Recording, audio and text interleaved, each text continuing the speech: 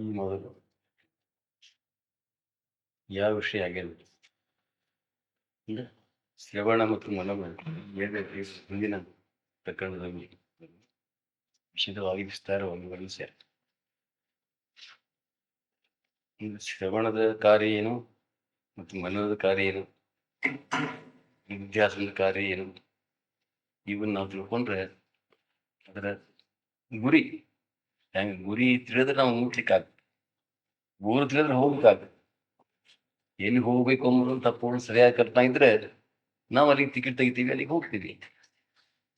ಸ್ವಲ್ಪ ಆಗಲಿ ಬಹಳ ಆಗಲಿ ಅವಧಿಯಲ್ಲಿ ನಾವು ಹೋಗ್ತೀವಿ. ಹಂಗ ಗುರಿಯ ಧ್ಯೇಯದ ಪೂರ್ಣ ನಮ್ಮಲ್ಲಿ ಕಲ್ಪನಾ ಇರ್ಲಿಕ್ಕೆ ಬೇಕು. ಈ ಶ್ರವಣದ ವಿಷಯ ಏನು, ಶ್ರವಣದ ಫಲ ಏನು, ಮನನದ ವಿಷಯ ಏನು, ಮನನದ ಫಲ ಏನು ಆಗಿನ ವಿಷಯದ ಕರೆ. ಶ್ರವಣದ ವಿಷಯ ಏನು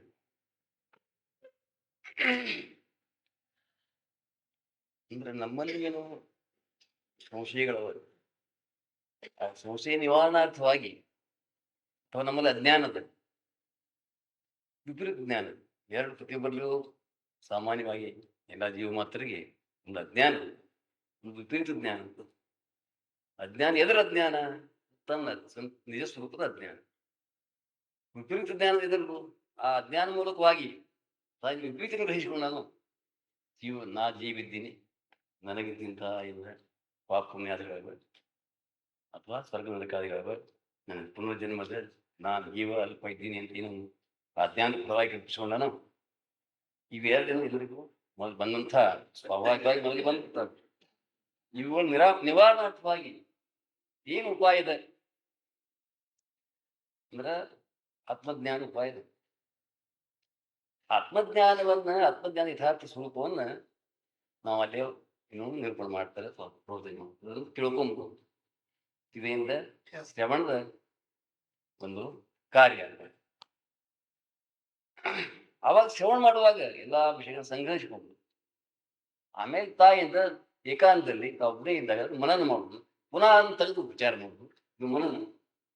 ಅಂದ್ರೆ ಎರಡು ಕೂಡಿ ಒಂದು ವಸ್ತು ತಿಳ್ಕೊಂಬುದೇ. ಶ್ರವಣ ಮನನಗಳಿಂದ ಪರಿಣಾಮ ಏನಪ್ಪಾ ಫಲ ಅಂದ್ರೆ ಆತ್ಮವಸ್ತುನ ಯಥಾರ್ಥವಾಗಿ ಅದನ್ನ ತಿಳ್ಕೊಂಬುದು. ಹೆಂಗ ನಾವು ಬಾಯಿ ವಸ್ತು ತಿಳ್ಕೊತೀವಿ, ಅದು ಜ್ಞಾನ ಮಾಡ್ಕೊತೀವಿ. ನಾವು ಅದು ನಿತ್ಯದ ಜ್ಞಾನ ನಮಗದ. ಆ ಶಬ್ದ ಅಂದ್ರೂ ಕೂಡ ಅದನ್ನ ಬರೋಬ್ಬರಿ ಹೇಳ್ಬಿಡ್ತೀವಿ. ಆಕಳು ಅದು ಕೂಡ ನಮ್ಮ ಕಣ್ಣೀರಿಗೆ ಬಂದ್ಬಿಡ್ತೀವಿ. ಇಲ್ಲ ಆಕಳ ರೂಪ, ಆಕಳ ಗುಣ, ಆಕಳ ಅದ್ರ ಏನೇನು ಎಷ್ಟಿಷ್ಟು ಕಾರ್ಯಗಳವ ಅಥವಾ ಏನ್ ಮಾಡ್ಬೋದು, ಅದ್ರಿಂದ ಏನ್ ಪ್ರಯೋಜನ ಇದೆ. ಆಕಳ ಶಬ್ದ ಅಂದ ಕೂಡಲೇ ನಮ್ಗೆ ಹೆಂಗೆ ಎಲ್ಲಾನು ಹೆಂಗೆ ಎಕ್ದಮ್ ನಮ್ಗೆ ಕಣ್ಣೀರಿಗೆ ಬರ್ತದೆ. ಹಂಗ ಆತ್ಮ ಅಂದ ಕಡೆ ಬರೋದು ಬಹಳ ದೊಡ್ಡ. ಆತ್ಮ ಅಂದ ಕೂಡ ಏನಪ್ಪ ಅದು? ಹಂಗ ಅಷ್ಟು ನಿತ್ಯ ಜ್ಞಾನ ನಮ್ಗೆ ಆಗ್ತದೆ.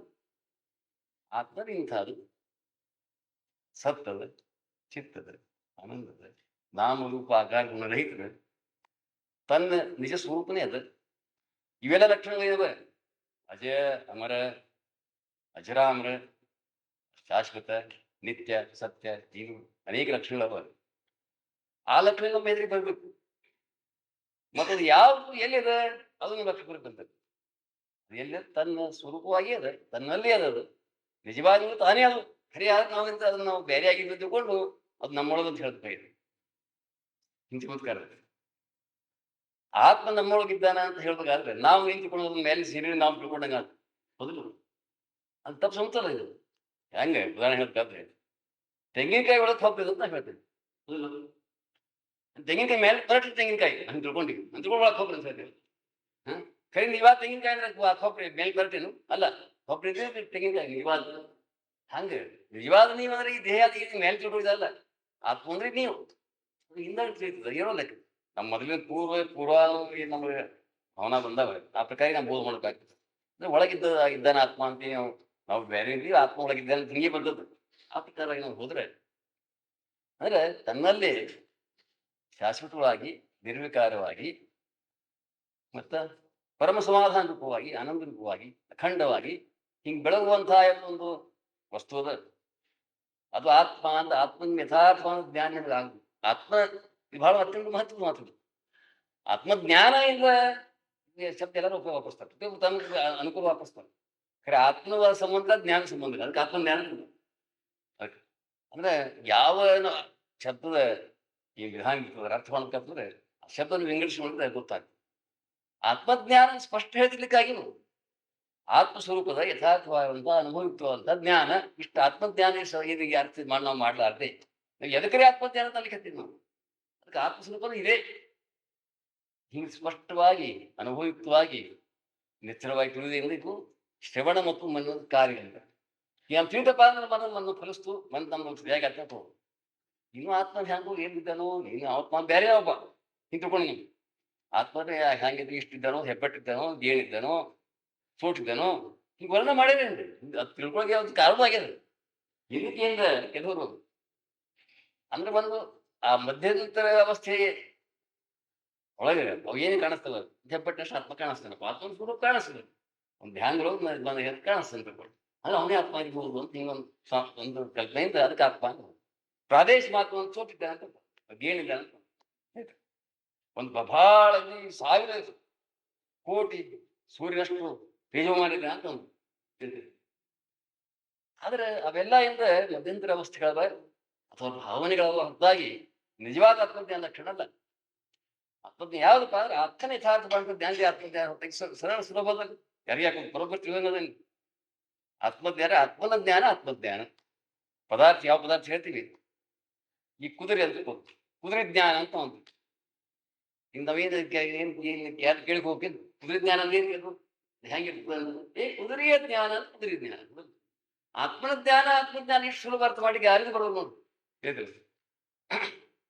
ಅದಕ್ಕೆ ಆತ್ಮಸ್ವರೂಪ ಯಾವುದು ಅದು ತನ್ನ ನಿಜವಾದ ತನ್ನ ನಿಜ ಸ್ವರೂಪನೇ ಅದು ಯಾವಾಗಲೂ ಬೆಳಗುವಂತಹದ್ದು ಅಖಂಡವಾಗಿ ಒಳಗೆ ಒಂದು ಪರಮ ಸಮಾಧಾನ ರೂಪದಿಂದ ಶಾಶ್ವತವಾಗಿ ಯಾವ ವಿಕಾರ ಹೊಂದಾರದೆ ಅಖಂಡವಾಗಿ ಯಾವಾಗಲೂ ಬೆಳಗುವಂತಹ ತನ್ನಲ್ಲಿ ಅದು ಹೃದಯ ಬೆಳಗುವಂತಹ ಯಾವೊಂದು ಮೂಲಭೂತ ಸ್ವಯಂ ಸಿದ್ಧ ಇಂಥ ಒಂದು ಸ್ವರೂಪದ ಆತ್ಮ ಅಂತ ಮೊದಲ ತಿಳಿದ್ರೆ ಅನ್ನೋ ಅನುಸಂಧಾನ ಮಾಡಿ ಬರ್ತು.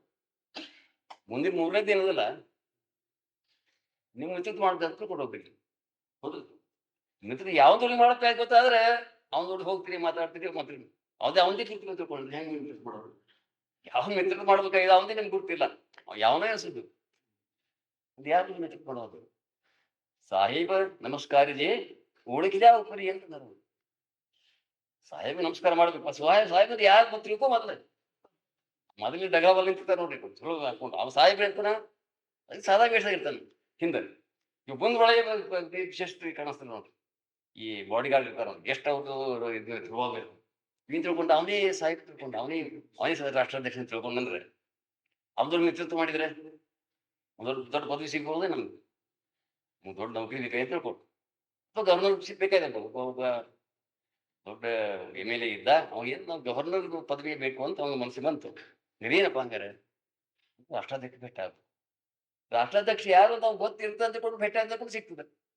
ಮತ್ತ ಅವನ ಬಾಡಿ ಗಾರ್ಡ್ ಬಿಟ್ಟ ಹೆಂಗ್ ಸಿಗುದಿಲ್ಲ ಅದೇ ಮೊದಲು ಗುರ್ತಬೇಕು ಅದು ಜ್ಞಾನಕ್ಕೆ ಮಹತ್ವೃಷ್ಟಿ ಅದು ಇದಕ್ಕಾಗ್ಯದು ಆತ್ಮಜ್ಞಾನಂ ವಿನಾಪಾರ್ಥ ಸರ್ವಕರ್ಮ ನಿರರ್ಥಕಂ ಅಂತ ಎಲ್ಲಾ ಕರ್ಮ ನಿರರ್ಥಕ ಆತ್ಮಜ್ಞಾನ ಹೊರತಾಗಿ ಆತ್ಮಜ್ಞಾನ ಅವರು ಅಂತ ಹಿಂಗೆ ಈ ಆತ್ಮಜ್ಞಾನ ಮಾಡ್ಕೊಳ್ಳಾರ್ದೆ ನಮುಕ್ತ ಆಗ್ತಿ ಅಂತ ಯಾರ ಅಂದ್ರೆ ಅದು ಹೆಂಗಾಗ್ತಪ್ಪ ಅಂದ್ರೆ ಈ ಆಕಾಶವನ್ನು ಚರ್ಮದಂಗ ಸುತ್ತೋಗಿ ನಿಮಗೆ ಸುತ್ತನೆ ಅಂತ ಅಂದಷ್ಟು ಅಷ್ಟು ಶಕ್ತಿ ಅಂತ ಯಾವಾಗ ಬರ್ತಿದ್ದಪ್ಪ ಅಂದ್ರೆ ಆಕಾಶ ಇದಲ್ಲ ಇದು ನಮ್ಮ ಮೈ ತುಂಬ ಸುತ್ತ ಚರ್ಮ ಮಾಡಿ ಸುತ್ಕೋತೀನಿ ನಾನು ಒಂದು ಹೊದಿಕೆ ಮಾಡ್ಕೊತೀನಿ ಅಂದ್ರೆ ಯಾವಾಗ ಬಂದಪ್ಪ ಅಂದ್ರೆ ಅದು ಎಷ್ಟು ಅಸಾಧ್ಯ ಅಶಕ್ಯ ಅಸಂಭವನೀಯ ಅದನ್ನು ಅಷ್ಟೇ ಆತ್ಮಜ್ಞಾನ ಹೊರತಾಗಿ ಮುಕ್ತ ಆಗ್ತದೆ ಎಂಬುದು ಅಷ್ಟೇ ಅಸಂಭವನೀಯ ಅಂತ ಚಮತ್ಕಾರ ಹಿಂಗದ ಈಗ ಒಂದೊಂದು ಸಾಧನ ಪ್ರತಿಷ್ಠಾ ಹೆಚ್ಚು ಬೆಳೆಸಿ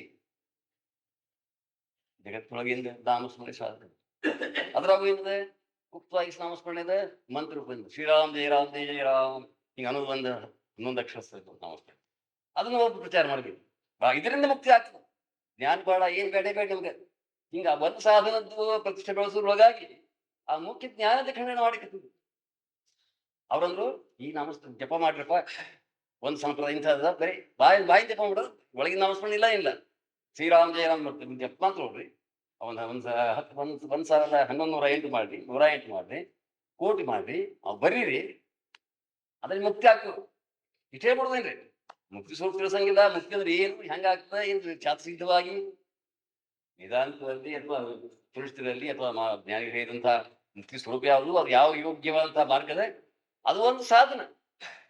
ಚಿತ್ತ ಶುದ್ಧಿ ಮಾಡ್ಕೊಂಡು ನಮ್ಗೆ ಆ ಜ್ಞಾನ ಪಡ್ಕೊಳಕ್ಕೆ ಒಂದು ಮೊದಲಿಗೆ ಸಾಧನ ಹೊರತಾಗಿ ಜಪ ಏನಿದೆ ಆದ್ರೂ ಆ ಜಪದಿಂದ ಮುಕ್ತಿ ಆಗ್ತದೆ ಅವ್ರು ವಿಚಾರ ಮಾಡ್ಬಿಟ್ಟು ಭಾಳ ವಿಚಾರ ಮಾಡ್ಬಿಟ್ಟು ಅದು ದೊಡ್ಡ ಒಂದು ಸಮಾನ. ಗುಪ್ತವಾಗಿ ಜ್ಞಾನ ಬರೀ ಅಷ್ಟೊಂದು ಮುಕ್ತಿ ಆಗ್ತಪ್ಪ ಅಂತ ಒಬ್ರು ಹೇಳಿದ್ರು. ಒಬ್ರು ಬರೇ ಹರೇ ನಾಮ ಇವನಾಮ ಕೆಲವು ಸಂಕೀರ್ತನ ಮಾಡಿ ಮುಕ್ತಿ ಆಗ್ತಪ್ಪ ಅಂತ ಒಬ್ರು ಹೇಳಿದ್ರು. ಭಜನೆ ಮಾಡಿ ಮುಕ್ತಿ ಆಗ್ತದೆ ಅಂತ ಹೇಳ್ಬಿಟ್ರು. ಹಿಂಗೇನೆ ಒಂದೊಂದು ಮೊದಲಿನ ಸಾಧನಕ್ಕೆ ಒಂದು ಪರಿಪೂರ್ಣ ಎಲ್ಲ ಸಾಧನ ಅಂತ ತಿಳ್ಕೊಂಡು ಅದೇ ಅದರಿಂದ ಮುಕ್ತಿ ಆಗ್ತಿರುವಂತ ಭಾವನೆ ಎಲ್ಲ ಕಡೆ ಮೂಡ್ತಾರೆ. ಇವತ್ತು ಮುಖ್ಯ ಆಗಿದೆ.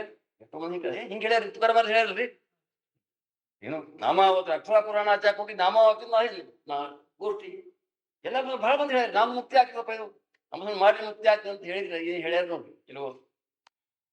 ಅದ್ರದ್ದು ಏನು ಯೋಗ್ಯ ಪರಿಣಾಮ ಅಂತ ಅದನ್ನು ಹೋಗ್ಬಿಡ್ತು. ಅದ್ರ ಜ್ಞಾನ ಯಥಾರ್ಥ ಸ್ವಲ್ಪ ತಿಳ್ಕೊಬೇಕಂತ ಒಂದೇನು ಲವಲವಿಕೆ ಒಂಥರದ ಜಿಜ್ಞಾಸುತ್ತಾ ಮುಮುಕ್ಷುತ್ತಾ ಬೇಕು. ಆ ಮುಮುಕ್ಷ ಹೋಗ್ಬಿಡ್ತು.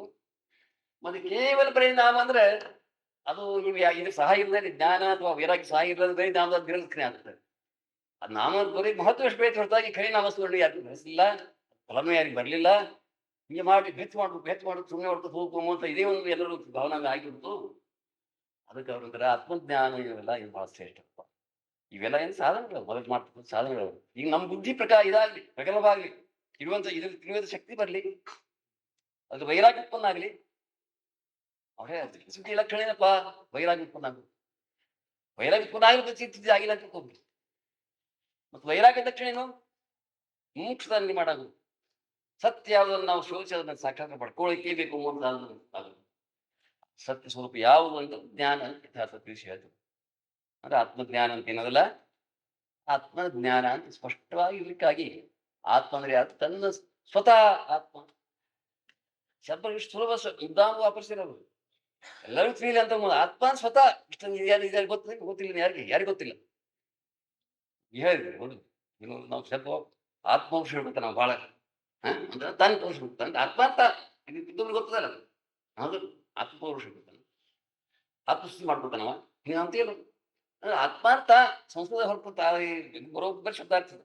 ಆತ್ಮ ಅಂತ ತನ್ನ ಯಥಾರ್ಥವಾದಂಥ ಜ್ಞಾನ ಯಾರು ಯಥಾರ್ಥವಾದಂಥ ಜ್ಞಾನ ಇದೇ ಮುಖ್ಯವಾದಂಥ ಆತ್ಮಜ್ಞಾನದಪ್ಪ.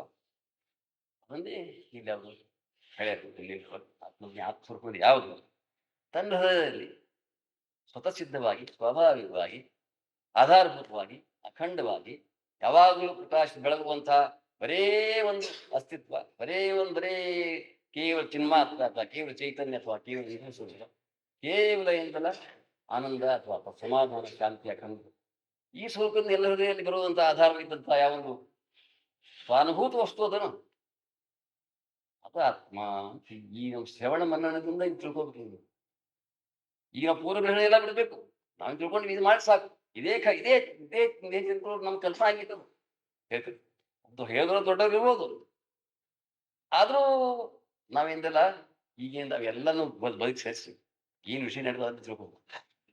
ನಾವೇನು ಒಂದು ಗಟ್ಟಿ ನಮ್ಮ ಸಾಚಾರ ಹಾಕ್ತೀವಿ ನಾವು. ಈ ಸಾಚದಾಗ ನಾವು ಸಾಚ ಅಂತ ಮಾಡ್ತಾರೆ ಹಂಗೆ ಸಾಚಾ ಜ್ಞಾನ ಬೇಕಾಗಿದೆ. ಇಷ್ಟಾದ್ರೆ ಒಂದೇ ಶಬ್ದ ಹೇಳ್ಬಿಡಿ, ಒಂದು ಮಾತು ಹೇಳ್ಬಿಡ್ರಿ, ಹಿಂಗಂದ್ರೆ ಅಷ್ಟನ್ನು ನಾವು ಮಾಡ್ಕೊಂಡು ಕೊಡ್ತೀವಿ, ಅಷ್ಟು ಬೇಕಾಗಿಲ್ಲ. ಇಲ್ಲ ನಾವು ಸಾಚಾದಾಗ ಜ್ಞಾನ ಹೇಳಿದ ಜ್ಞಾನ ಅಲ್ಲ ಅದು. ಪ್ರಗಲ್ಭ ಆಗ್ಬೇಕು, ಸಂಶಯ ನಿರ್ಮಾಣ ಆಗ್ಬೇಕು, ನಿಮ್ಗೆ ಯಥಾರ್ಥವಾಗಿ ತಿಳಿಬೇಕು, ಅನುಭವ ಬರ್ಬೇಕು, ಅನುಭವಿಕವಾಗಿ ತಿಳಿಬೇಕು, ನಿಮ್ ಮತ್ತೊಂದು ಹೇಳಿಸ್ತಾ ಬರ್ಬೇಕು, ಅದ್ರಲ್ಲಿ ವಿವರಣೆ ಮಾಡ್ಲಿಕ್ಕೆ ಬರ್ಬೇಕು. ಇದ್ರ ಮಟ್ಟಿಗೆ ಏನು ತಿಳ್ಕೊಬೇಕಾಗ ನಿಮ್ಗೆ ಹೀಗೆ ಎಲ್ಲ ಪೂರ್ವಗ್ರಹಗಳನ್ನು ಬಿಟ್ಟು ಇದು ಹೌದಿಲ್ಲ ಹೇಳಿ ನಮಗೆ ಹೌದು ಅನಿಸ್ತದಪ್ಪ. ಮತ್ತೆ ಎರಡನೇ ಆಗ್ತದೆ. ಆತ್ಮಜ್ಞಾನರೇ ಅವ್ರು ಹಿಂಗೆ ಹೇಳ್ರಿ, ನಾ ಉತ್ತರ ಕೊಡ್ತೀನಿ, ಅವ್ರು ಹಿಂಗೆ ಮೊದಲು ಹಿಂಗೆ ಹೇಳಿರಲ್ಲ, ಒಬ್ಬರೇ ಹೇಳ್ತಾಕಿಲ್ಲಪ್ಪ. 100 ಸಾವಿರಾರು ಜನ ಬೇರೆ ಹೇಳ್ಬಿಡ್ತಾರೆ, ನೀವು ಒಬ್ಬರನ್ನ ಯಾಕೆ ಹೇಳಿದ್ರಿ? ಅವ್ರು ಹೇಳ್ತಿದ್ರಿ ಅದ್ರ ಮೇಲಿಂದ ಅದು ಏನು ಖರೆ ಯಾವುದು? ತನ್ನ ಅಂತಃಕರಣಕ್ಕೆ ಹೋಗಲಿಸೋದು, ತನ್ನ ಬುದ್ಧಿಗೆ ಪಟಾಯಿಸೋದು, ಯೋಗ್ಯವಾದ ಅನುಭವ ಬರೋದು ಇದು ಖರೆ. ಅದನ್ನು ನಾವು ಹೇಳಿಕತ್ತೀವಿ ಅಂತ ಏನು ಸತ್ಯವನ್ನು ನಾವು ಹೇಳ ಉದ್ದೇಶದಿಂದ. ಅದಕ್ಕೆ ಶ್ರವಣ ಮನದಿಂದ ಆತ್ಮಸ್ವರೂಪದ ಯಥಾರ್ಥ ನಿಶ್ಚಯ ಮಾಡ್ಕೊಂಡು ಇಷ್ಟ ಯಾತಪ್ಪ ಅಂದ್ರೆ ನಾವು ಕೇಳಿಬಾರ್ದು ವಿಷಯ ನಮಗೆ ತಿಳಿದಕ್ಕದ್ದು ಒಂದೇ ಅದು ಜಗತ್ತಿನೊಳಗೆ ಸತ್ಯ ಎಂಬುದು ಒಂದದ್ದು ಏಕಮೇವ ಸತ್ಯ. ಮತ್ ಮಿಥ್ಯಾ ಎಷ್ಟವಪ್ಪ ಲಕ್ಷಾವಧಿ, ಕೋಟ್ಯಾವಧಿ, ಅಭಿಜಾವಧಿ ಎಷ್ಟು ಬೇಕಷ್ಟ ಅಂತ ನಾವೊಂದು ಯಾದಿ ಮಾಡಿ ತಿಳ್ಕೊಡು. ಈ ಗಮಕೃಷ್ಣ ಯಾದಿ ಮಾಡ್ತಾ ಇದ್ವಿ, ನಾವು ಯಾದಿ ಮಾಡಿಕೊಂಡು ತಿಳ್ಕೊಡು. ಸತ್ಯ ಅಂತ ಬರ್ರಿ, ಮಿಥ್ಯಾ ಅಂತ ಬರ್ರಿ. ಸತ್ಯದಾಗ ಒಂದೇ ವಸ್ತು ಬರ್ತದೆ, ಹುಡುಕಿ ಏನ್ ಬರೋದು ಒಂದೇ ಸತ್ಯಕ್ಕೆ ಬಂದು ಬರೋದು. ಮಿಥ್ಯಾದ ಮಾತ್ರ ನಿಮ್ಗೆ ಬೇಕಾದ್ರೆ ಪೃಥ್ವಿ ಅಷ್ಟು ಕೂತು ಕಾಗದ ಮಾಡಿ ಗೊತ್ತಿಲ್ಲ, ಅದು ಸಾಲಾಗಿಲ್ಲ ಇರೋದು. ಇಷ್ಟು ಮಿಥ್ಯಾವ, ಸತ್ಯ ಮಾತ್ರ ಒಂದೇ ಅಂತ. ಏಕಮೇವ ಸತ್. ಆ ಸತ್ ಅಂದ್ರೆ ಆತ್ಮ, ತನ್ನ ಸ್ವರೂಪ, ಹೃದಯದಲ್ಲಿ ಬೆಳಗುವಂತಹ ಒಂದು ಚೈತನ್ಯ. ಅದನ್ನ ನೀವು ಅನುಭವಿತವಾಗಿ ಅಥವಾ ಹೌದಪ್ಪ ಇದ್ದಿದ್ದಿಲ್ಲ. ಯಾವಾಗ ನನ್ನ ಏನ್ ಬದಲಾಗಿದೆ, ಸುಮ್ಮನೆ ಭ್ರಾಂತಿಯಿಂದ ತಿಳುವಳಿಕೆ ಇವೆಲ್ಲ ಏನು ಈ ಶರೀರದ ನಾವು ಅನುಸಾರವಾಗಿ ನಾವು ತೂಕ ಹಾಕಿ ಹೊರತಾಗಿ ನಿಜವಾಗಿ ಹೇಳೋದಾದ್ರೆ ನಾ ದೊಡ್ಡವನು ಆಗಿಲ್ಲ, ಸಣ್ಣವನು ಎಲ್ಲ ಇದ್ದಿದ್ದಿಲ್ಲ, ಬಹಳ ದೊಡ್ಡವನು ಆಗಂಗಿಲ್ಲ, ಇದಕ್ಕಿದ್ದಂಗೆ ಇರ್ತೀನಿ. ಪ್ರತಿಯೊಬ್ಬರ ಅನುಭವ ಇದು. ಸಣ್ಣವಿದ್ದಾಗ ಹಂಗೆ, ಸ್ವಲ್ಪ ವಯಸ್ಸಾಯ್ತು ಹಂಗೆ, ಕಾಲೇಜಿಗೆ ಹೋಗಿದ್ದ ಹಂಗೆ, ನೌಕರಿ ಹಿಡ್ದ ಹಂಗೆ, ಈ ಪೆನ್ಷನ್ ತಗೊಂಡ ಹಂಗೆ, ಬೇರೆ ಬೇರೆ ಆತಲ್ಲ. ಇಷ್ಟೊಳಗೆ ನೀ ಇಷ್ಟು ಬಂದೇನಪ್ಪ, ಅವನೇ ಇದ್ದ ಹೊಸ ಪಕ್ಷ ಹೇಳ್ತೀನಿ, ನಾ ಹಿಂಗೆ ಮಾಡಿದ್ದೆ ಅಂತ ಹೇಳ್ತೇನೆ. ನಾನು ಇಲ್ಲಿ ಈತಿ ಇಷ್ಟು ಈ ಬದುಕು ನೀ ಹೇಳ್ತಾರೆ, ಮೊದಲು ಮಾಡಿದ್ದೆ ನಾನೇ ಏನೋ ಅಂದ್ರೆ ಯಾವಾಗಲೇ ಇದ್ದೀನಿ, ಯಾವಾಗಲೂ ತನ್ನ ಅನುಭವ ಇದಲ್ಲ ಅಖಂಡವಾಗಿ ನಿಶ್ಚಿತವಾಗಿ ಅಂತ ಯಾವುದು ಅಂದ್ರೆ ಅದು ಈಗ ಆತ್ಮವಸ್ತು. ನಾ ಹೇಳಿದ್ರೆ ಏನಲ್ಲ, ನಿರ್ವಿಕಾರವಾದ ಯಾವಾಗಲೂ ಅನುಭವ ಇರುವಂತಹದ್ದು. ಅದಕ್ಕಿಂತ ಮುಪ್ಪಿಲ್ಲ, ಮರಣಿಲ್ಲ, ವಿಕಾರ ಇಲ್ಲ, ಶಾಶ್ವತ, ಸತ್ಯ, ನಿತ್ಯ ಇತ್ಯಾದಿ ಅನೇಕ ನಿರ್ವಿಕಾರ ಇಂತಹ ವಸ್ತು ಅದೇ ಆತ್ಮ ಅಂತ ತಿಳ್ಕೊಂಡ್ರಪ್ಪ ಅಂದ್ರೆ ದೊಡ್ಡ ಸಿದ್ಧಾಂತ ಇರ್ಬೇಕಂದ್ರೆ ಬಹಳ ಹೆಚ್ಚಿನ ಸಿದ್ಧಾಂತ, ಅದು ಕಡಿ ಸಿದ್ಧಾಂತ ಅಂತ ಬೇಕಾಗಿದೆ. ಈಗ ಸಾಮಾನ್ಯ ಬಲ ಇವು ಸಾಧು ನಾವು ಅವು ಗ್ರಹಿಸ್ಲೇಬೇಕು, ಅವು ಉಪಯೋಗ ಬರ್ತಾವ. ಈ ಸಾಧನೆ ಚಮತ್ಕಾರದಿಂದ ಇದು ಈ ಜ್ಞಾನ ತಿಳ್ಕೊಂಡ ಮೇಲೆ ಉಪಯೋಗ ಆಗ್ತಾವ. ಈ ಅನುಸಂಧಾನಕ್ಕಿಂತ ಮೊದಲಿನ ಧ್ಯಾನದ ಅದು ಬೇಕೇ ಬೇಕು, ಬ್ಯಾಡಂತಲ್ಲ, ತಿಳ್ಕೊಂಡ್ಬೇಕಷ್ಟೇ. ತಿಳಿಲಾರ್ದೆ ನಾವೇನ್ ಮಾಡ್ತೀವಿ ಏನೋ ಸುಮ್ಮ ಯಂತ್ರವತ್. ಈಗ ಯಂತ್ರಗಳಾಗಿ ಯಾವುದು ನಾವು ಅದು ಖರ್ಚು ಬಿಟ್ರೆ ಅದು ಭಜನೆ ಮಾಡೋದನ್ನೆಲ್ಲ ಏನಿಲ್ಲ. ಹಚ್ಚಿನ ಒಳಗೆ ಬಿಟ್ಟರೆ ಅದು ಬೇಕಾದ್ರೆ ಮಾಡ್ಕೊತ ಭಜನೆ ನಡೀತದೆ, ಮುಕ್ತಿ ಆಗ್ತದೆ ನಿಮ್ಗೆ. ಆ ಯಂತ್ರಕ್ಕೆ ಮುಕ್ತಿ ಆಗ್ತದೆ, ಅದು ಭಜನೆ ಮಾಡಿದ್ರೆ ಹೌದು ನೀನೇ ಆಗೋದಿಲ್ಲ. ಹತ್ತನೇ ಅಂದ್ರೆ ಬರೇ ನಾವಿಂದ ಒಂದು ಉಚ್ಚಾರ ಮಾಡ್ತಿದ್ದಾಗಲಿ ಬರೇ ಹಾಗೆ ಭಾಳ ಮಾಡ್ಕೊಂಡು ಸುಸು ಮಾಡ್ಕೊಂಡು ಹೋದ್ರಿಂದ ಜ್ಞಾನ ಆಧಾರ ಇಲ್ಲದೆ ತಿಳಿಲಾರ್ದೇ ಏನು ಮಾಡ್ಬೇಕು ಅಂದ್ರೆ ಹೆಚ್ಚಾಗಿ ಫಲ ಕೊಡ್ಲಾರ್ದು ಅಂತ ಇಷ್ಟೇ ನಾವು ತಿಳ್ಕೊಂಡು ಈಗೇನು ಹೇಳಿದವರು ಈ ಅನುಭವಯುಕ್ತವಾಗಿ ಆತ್ಮ ತಿಳ್ಕೊಂಡಿರ್ತಾರೆ. ಆತ್ಮಜ್ಞಾನ ಈ ತಿಳಿದ್ರೆ ನಿಮ್ಮ ಮನಸ್ಸು ಶ್ರವಣ ಎಲ್ಲ ಕೇಳ್ದಂಗೆ ಆಗ್ತದೆ. ಎಲ್ಲ ಕೇಳಿದ ಇಷ್ಟೇ ಹೇಳಿಸೋದಕ್ಕೆ ಬಹಳ ವಿಸ್ತಾರ ಭಾರತ ಕರೆ ತತ್ವ ಒಂದೇ ಇರ್ತದೆ, ಸ್ವಲ್ಪ ಇರ್ತದೆ. ಭಾಳ ಹೇಳಿಸ್ದ ಮಾತು ಒಂದೇ ಇರ್ತದೆ, ಭಾಳ ಗಣ ಮಾಡ್ಬಿಟ್ಟು ಅದ್ರಲ್ಲಿ ಈಗ ಭಾಳ ಮಾತಾಡೋದು ವ್ಯವಹಾರ ಮಾಡ್ಬಿಟ್ಟೆ ಆಗಿರ್ಬೇಕು. ಅವಾಗ ನಮಸ್ಕಾರ ಆದ್ರೆ ಭಾಳ ಮಾತಾಡ್ಬೇಕಾಗ್ತದೆ. ಅವ್ರು ಹಿಂಗಂತಾರೆ ಹಿಂಗಲ್ಲ ನೋಡು, ಭಾಳ ಕಿಮ್ಮತ್ತರಿ ಇದು ನಾವು ಹಂಗೆ ಬೇಕಾದಷ್ಟು ನೋಡ್ಬೇಕು, ಅದಾದ ಅಡ್ಡಾಡ್ಬೇಕು ಸಿಗ್ತದೆ ನೋಡಿ ಅಂತ ಇಲ್ವೇ ಬೇಕಾದ್ರೆ ನಮಗ್ ನಾ ಕೊಡ್ತಿರ್ಬೇಕಾ ನಡಿ ನೀನೇ ಬೇಕು ಎಷ್ಟು ಬೇಕು ನಾನು ಹಿಂಗಾದ್ರೆ ಎಷ್ಟು ಮಾತಾಡಿ ಕಡಿ ಒಂದು ಎಷ್ಟು ಕಿಮ್ಮತ್ತಿಗೆ ಕೊಡ್ಬೇಕಪ್ಪ ಹೌದು ಅಂತ ಸರಸ್ತು. ಅದು ಭಾಳ ಮಾತಾಡ್ದೇನೋ ಆ ವ್ಯವಹಾರ ಸರಸ್ತು.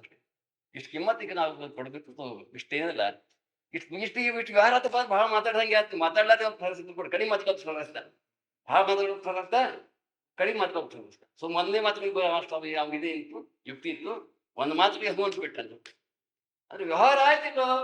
ಮಾತು ಭಾಳ ಮಾತಾಡಿದ್ದು ಏನು ಸದಾ ವ್ಯವಹಾರವಾಗಿ, ಕಡಿಮೆ ಮಾತಾಡೋದು ವ್ಯವಹಾರವಾಗಿ ಅದು ಫಲಿಸ್ತದೆ. ಇದು ಮಾತಾಡಿ ಹೇಳೋಣ ಕೇಂದ್ರ ಬೇಕಾದ್ರೆ ಇಷ್ಟು ಸಲುವಾಗಿದೆ.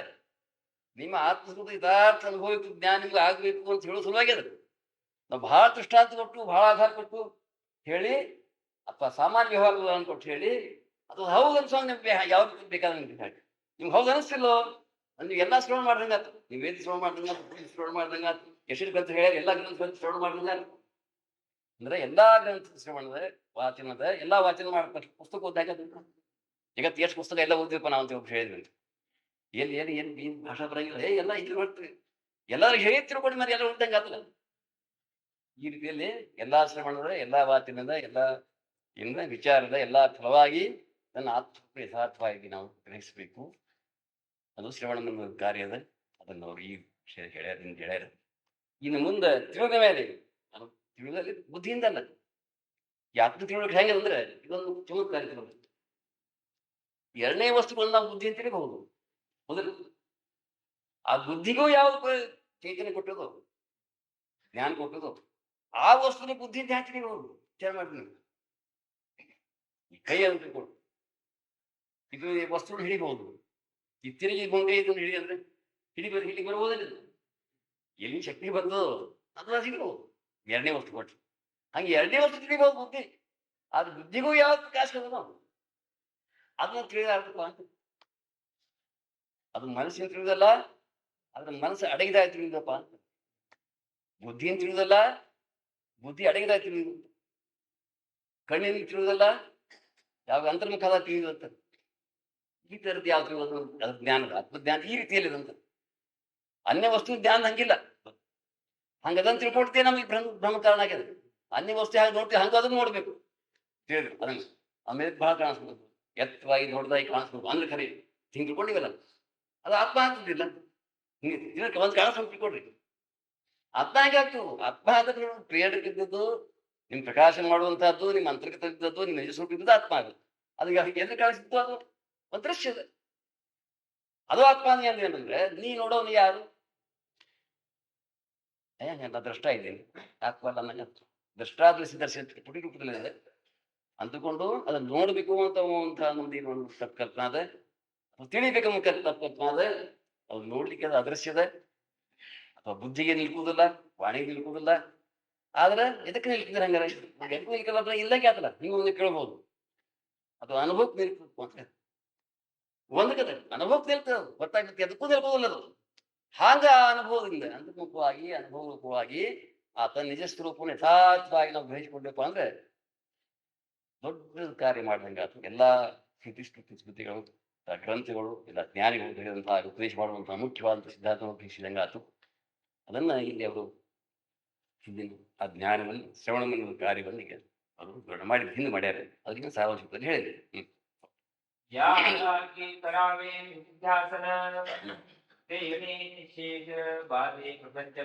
ಏನು ತಿಳಿತು ಏನು ಎಲ್ಲಾ ರಹಿತವಾದ ನಾಮಿಲ್ಲ, ರೂಪಿಲ್ಲ, ಕಾರ್ಯಗಳ ಇಲ್ಲ,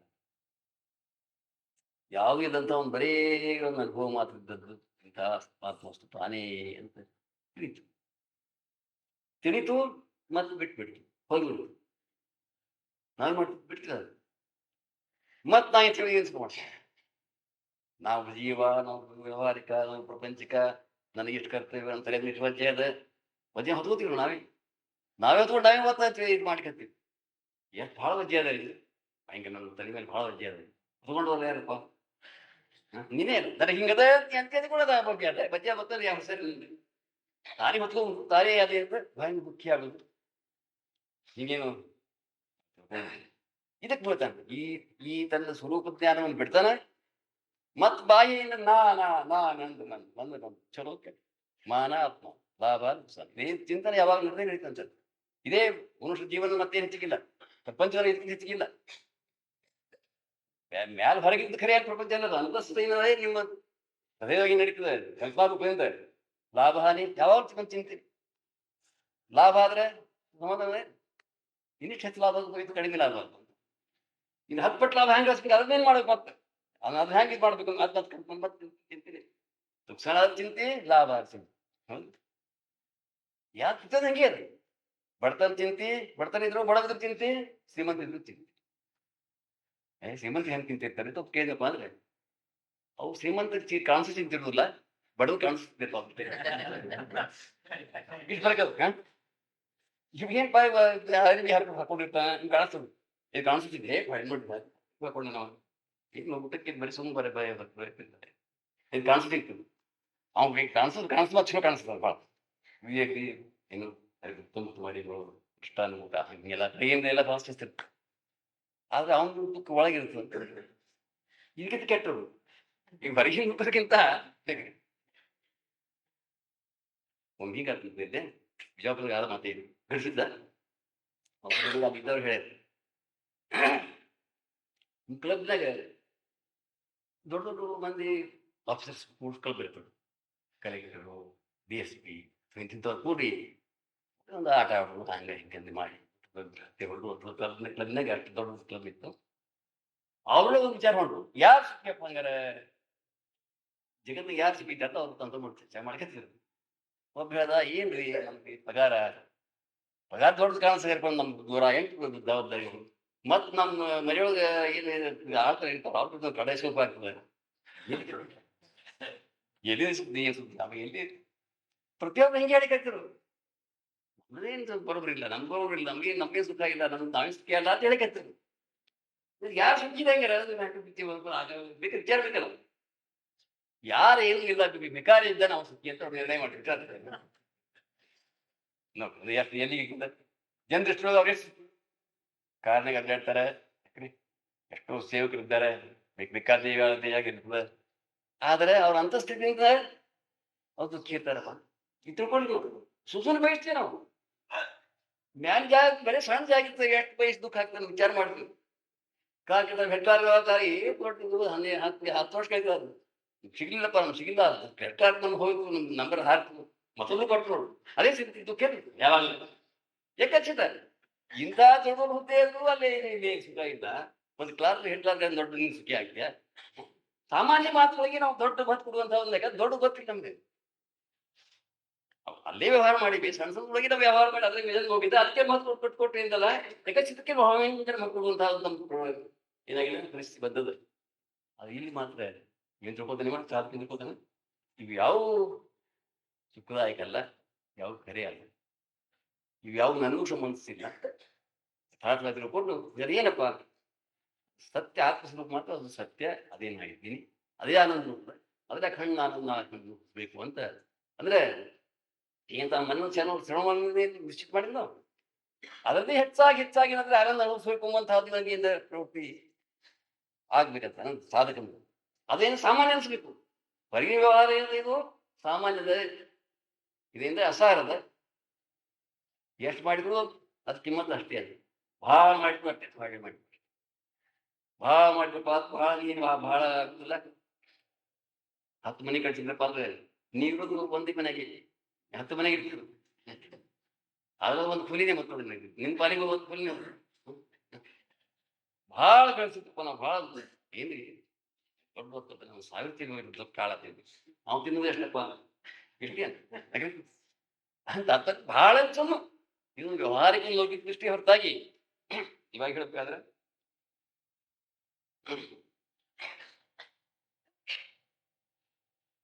ಇವು ನಮ್ಗೆ ಸಾಮಾನ್ಯ ಕಾಣಿಸ್ಬೇಕು. ಏನ್ ಬಹಳ ಮಹತ್ವ ಕಾಣಿಸ ನೋಡ್ರಿ. ರೊಕ್ಕದ ಭಯಂಕರ ಕಾಣಿಸ್ಬಿಡ್ತು. ಏನೇನು ಮೊದಲು ಸಾಮಾನ್ಯ ಕಾಣಿಸ್ಬೇಕು. ಅದಕ್ಕೆ ಜ್ಞಾನ, ಎಷ್ಟೋ ಜ್ಞಾನ ಏನು ಮಾಡ್ತಿದ್ರು, ರೊಕ್ಕ ಕೈಲಿ ಹಿಡಿಕೊಂಡಿದ್ದೆ. ಈಗ ಕೆಲವು ಜ್ಞಾನಿಗಳು, ಎಷ್ಟೋ ಜ್ಞಾನಿಗಳು ವ್ಯವಹಾರ ಯಾರಿಗೆ ವ್ಯವಹಾರ ಮಾಡ್ತಾಗಿತ್ತು ಅವ್ರ ಕೈ ಜಾಕೋತು ಹಿಡಿಬೇಕಾಗ್ತದೆ. ವ್ಯವಹಾರ ತಮಗಾಗಿ ಅಂದ್ರಿಗಾಗಿ ವ್ಯವಹಾರ ಮಾಡಬೇಕಲ್ಲ. ವ್ಯವಹಾರ ಬೇಕಪ್ಪ ಅಂದ್ರೆ ರೊಕ್ಕ ಅವರು ವ್ಯವಹಾರ ಖಾತೆಗೆ ಜಮಾ ಹಾಕಿದ್ರು ಅಂತ ಅವ್ರು ತಮಗೆ ಅಂತ ಕರೆ ಇರ್ಲಿ. ಯಾರು ಕೆಲವರು ಹೇಳ್ದ ರೊಕ್ಕದ ಕೈಲಿ ಹಿಡ್ಕಿದಿಲ್ಲ ಅಂತ ಹಿಂಗೆ ಇಷ್ಟು ನಾನು ರೊಕ್ಕದ ಮಹತ್ವ ಅಲ್ಲೇ ಅಲ್ಲ ಅಂತ. ರೊಕ್ಕದ ಏನು ಮಾಡುವುದಪ್ಪ ನಾವು ವಿಚಾರ ಮಾಡ್ತೀವಿ. ನಾವು 10,000 ರೂಪಾಯಿ ಯಾರು ಕೊಟ್ಟು ಬಂದು ನೆನೆಗೆ ಬೇಡಿಗೆ ನೆನೆಗೆ ಕೊಡ್ಬೇಕು ಬೇಕು, ಏನು ಮಾಡ್ತೀವಿ? ಇದು ವಿಸ್ತಾರ ಮಾಡು, ಏನಾಗ್ತದೆ? ಒಂದು 4-5 ಗಂಟೆ, ಒಂದು 15 ಗಂಟೆ ಅನುಕೂಲ ಆಗ್ತದೆ. ಇಷ್ಟೇ ಅಲ್ಲ, ಏನು ಒಂದು ಉದಾಹರಣೆಗೆ ಅನುಕೂಲ ಆಗಿದೆ, 15 ಗಂಟೆ ಅನುಕೂಲ ಆಗ್ತದೆ. ಆದ್ರೆ ಅದೇನು ಸಾಮಾನ್ಯ ಮಾತೇ ಆಗ್ತದೆ. ಏನು ದೊಡ್ಡ ಮಾತಾಡ್ತೀವಿ ಇದೇನು ದೊಡ್ಡದು ಕಾರ್ಯ ಮಾಡ್ದಂಗೆ ನಾವು ಮಾಡ್ಲಿಕ್ಕೆ ಅದು ಕೊಡ್ಸ್ಬೇಕಾದ್ರು ಭಾಳ ತ್ರಾಸ, ಇದು ಮಾಡೋದಾದ್ರು ಭಾಳ ತ್ರಾಸ. ಪ್ರಯೋಜನ ಸಾಮಾನ್ಯ ಪ್ರಯೋಜನ ಅಂತಾರೆ. ಈ ದೊಡ್ಡ ಸಾಗರದ ನಮ್ಮ ತೆರಿ ಮನೆಗೆ ಹೋಗ್ತದೆ, ಏನು ಮೊದಲು ಬರೋದು ಇಲ್ಲ. ಇನ್ನೇನು ಅದನ್ನ ಸಾಮಾನ್ಯ ಒಂದು ಹಿಡಿದಪ್ಪ ಮಾಡಬೇಕು, ಕರ್ತವ್ಯ ಸುಮ್ಮನೆ ಮಾಡ್ಕೋತ ಹೋಗೋದು. ಇದು ಈ ದೃಷ್ಟಿಯಿಂದ ಸಾಮಾನ್ಯ ತಿಳಿದು ಮಾಡಿದ್ರೆ ಅಡ್ಡಿ ಇಲ್ಲ. ನಾವೇನ್ ತಿಳ್ತೇವೆ ನೋಡ್ರಿ, ಅದೇ ಮಹತ್ವ, ಅದೊಂದು ದೊಡ್ಡ ಮಹತ್ವ ಕಾರ್ಯ ಅಂತ ಹೇಳ್ತೀವಲ್ಲ, ಅದೇನೇ ಇಲ್ಲ. ನೀನ್ ಸ್ವಂತಕ್ಕೆ ಸಂಬಂಧಕ್ಕೆ ಏನಿಲ್ಲ. ಅದು ಇಷ್ಟು ಏನಿಲ್ಲ ಅನ್ನೋ ಅಷ್ಟೇ, ಬಹಳ ಇದ್ರು ಅಷ್ಟೇ, ಅತಿ ಆದ್ರೂ ಅಷ್ಟೇ. ದೊಡ್ಡದೊಂದು ನಗರ ಹೆಸರಿರ್ತದೆ. ಈ ಕಿರ್ಲೋಸ್ಕರ್ ಇದ್ರು, ಅವರೊಂದು ಈ ಕಿರ್ಲೋಸ್ಕರ್ ವಾಡಿಯ ದೊಡ್ಡ ನಗರ ಆಯ್ತು. ಅವ್ರ ಹೆಸರು ಎಷ್ಟೆಷ್ಟು ಕಾರ್ಖಾನೆ ಹೊಂಟು ತಿಳ್ಕೊಂಡು ಅದು ಇಲ್ಲೇ ವಿಸ್ತಾರ ಕಿರ್ಲೋಸ್ಕರ್ ಏನಿಲ್ಲ. ಏನಿಲ್ಲ ಆಗ್ತದೆ, ಜಗತ್ತು ಹಾಕೋದು ಹೋಗ್ತು. ಸತ್ಕಾರ ಮಾಡ್ತಿರ್ತಾರೆ, ಸತ್ಕಾರ ಫಲ ಜನರಿಗೆ ಬಹಳ ಉಪಯೋಗ ಆಗ್ತದೆ.